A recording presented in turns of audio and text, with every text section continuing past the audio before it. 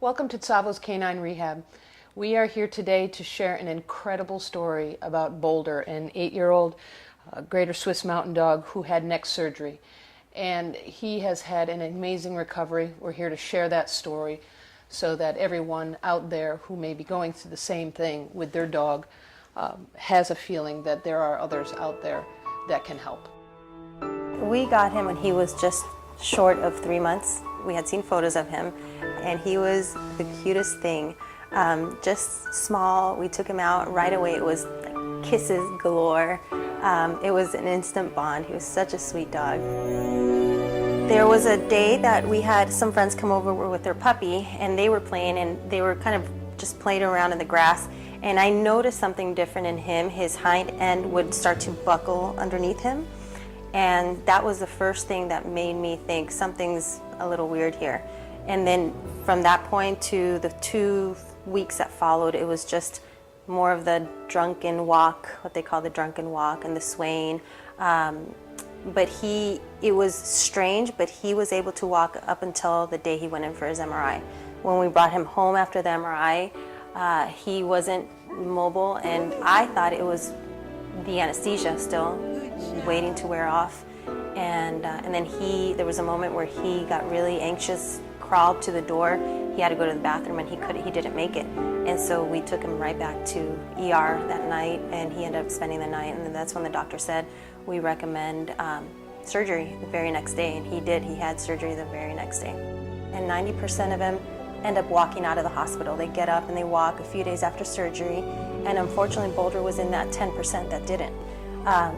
So he was in the hospital for 10 days, and they would stand him up, and he would hold with his hind legs. He would hold up for just a couple seconds, assisted, and then he'd collapse.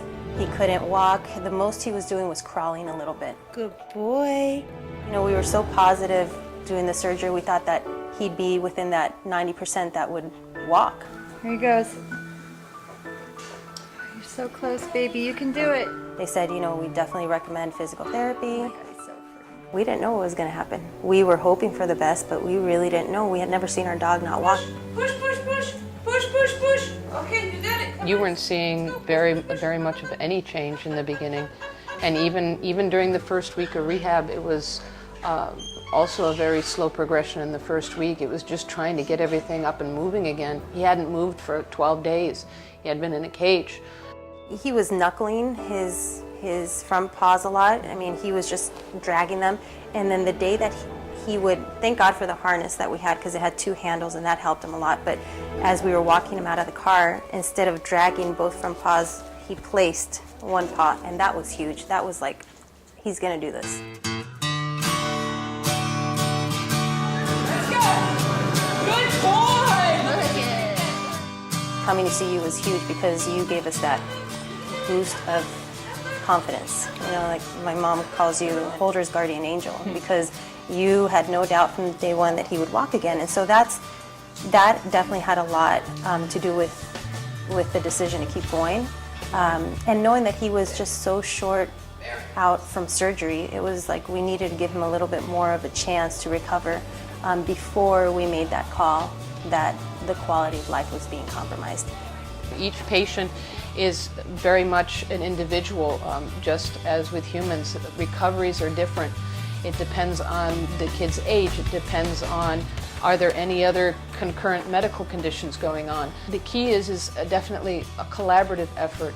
You have your surgical team, you have your veterinarian, you have the compassion and the confidence from the owner. That is huge. If you know your dog, you really got to dig deep and just look in his eyes and say, are you done, or you want to keep fighting?